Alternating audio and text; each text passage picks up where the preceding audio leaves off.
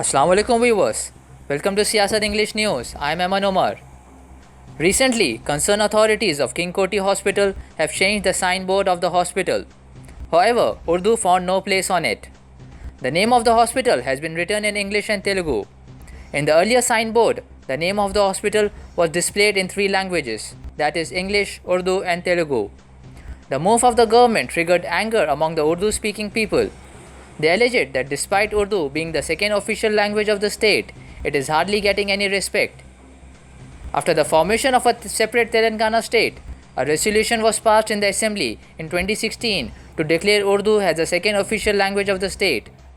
On the direction of the Chief Minister K. Chandrasekhar Rao, a gazette notification was also issued in this regard. Meanwhile, the Secretary of the Telangana Pradesh Congress Committee, Tahir Sadi, has demanded that the state government should take necessary steps for the promotion of the Urdu language. Continuing its special drive for vaccination for the 18 to 44 year age group, Telangana has administered over 1.17 lakh doses for this beneficiary group.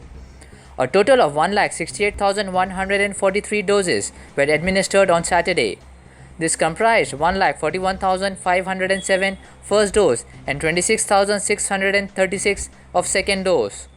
According to the Director of Public Health, Dr. G. Srinivas Rao, 1,17,254 people in the 18 to 44 age group were vaccinated. Of them, 5,985 received the second dose. The Health Department on 1st of July rolled out vaccination for 18 to 44 years of age group. The state initiated vaccination at 100 designated centers in Greater Hyderabad Municipal Corporation limits with prior online booking using the CoWIN portal. The Ombudsman appointed to look after the affairs of Hyderabad Cricket Association, Justice Deepak Verma, has suspended the Apex Council. He announced that the council would be in suspension till the completion of an inquiry into the complaint launched by former president of the association and former Indian cricket team captain Mohammad Azharuddin.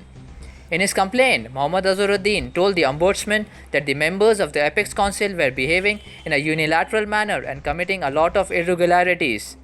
The Ombudsman went through the complaint of Azhar and decided to suspend the council. However, the members of the council claimed that the appointment of the Ombudsman was itself illegal and added that Mohammad Azharuddin had unilaterally appointed the Ombudsman. They alleged that the Ombudsman would act according to the wishes of Mohammad Azharuddin. Telangana government today issued job notification for filling up the post of Assistant Public Prosecutors in Judiciary. The government plans to fill up 151 Assistant Public Prosecutors posts in various courts in the state. The details can be seen at the website www.tslprb.in, the officials have said. Police Recruitment Board issued a related notification. Eligible candidates can apply online as per the notification they added. President-elect of Telangana Pradesh Congress Committee A. Revanth Reddy has alleged that Telangana Chief Minister K. Chandrasekhar Rao is a fake secular and an admirer of Narendra Modi. He appealed to the minorities to lend their support to the Congress party in the fight against communal parties. Revanth Reddy said Hindus and Muslims are like his two eyes. He said he is a secular-minded person. Revanth Reddy alleged that the TRS-led state government is working towards an anti-Muslim agenda. It supported the Bharatiya Janata Party in the Triple Talaq bill. It didn't pass a resolution against the CAA and NRC in the state assembly and forgotten the promise of 12% Muslim reservation. He said the 4% Muslim reservation in the state is the accomplishment of YSR, Muhammad Shabir Ali and Ghulam Nabi Azad. The use of face masks as protection against coronavirus will become a matter of personal choice as the United Kingdom lifts legal lockdown measures in place later this month, a cabinet minister have said on Sunday. Housing Secretary Robert Jenrick said there will be a move towards greater personal responsibility as the United Kingdom prepares to end lockdown restrictions from 19th of July.